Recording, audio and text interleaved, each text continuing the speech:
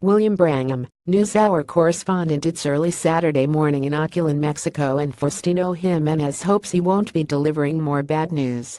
He's a volunteer engineer, trained by the Mexican Civil Defense Force. Hundreds of homes have been damaged or destroyed in this area. Jimenez's job is to decide which ones can be saved and which ones must be demolished. The Garcia family lives in this modest two-story house. 86-year-old Catalina Hernandez Vargas raised her two children here. They grew up and raised kids of their own. Over the decades, the family in the house expanded 3 generations under one roof. Today, Jimenez will determine whether they can stay any longer. Ocuilan is in a rural, mountainous area in Mexico State, about 60 miles southwest of Mexico City.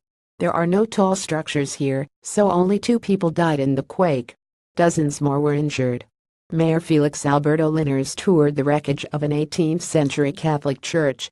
Balloons remained from a celebratory feast a few weeks before the quake hit. It's not clear if the church can be saved. Mayor Felix Alberto Linares, Mayor, Ocuilan, Mexico. The issue here is that we can't let the effects of the earthquake be forgotten after a few weeks or a month. We are going to be following up with those who lost their home, so we can help them rebuild. William Brangham. Everywhere we went, we saw similar damage. In a neighboring town, its historic church is cracked and crumbled. In the tiny hillside town of Tlatampa, an estimated 75% of the homes are badly damaged or destroyed. Back at the Garcia home, it's what everyone feared. Their home is too dangerous to live in. 22-year-old Nomi was born and raised in this house. Nomi Garcia Sedano. My parents' house cracked, and they told us we had to evacuate.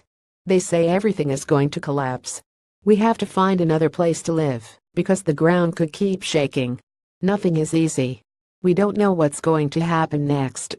William Brangham. Jimenez's team immediately begins helping them pack up their belongings.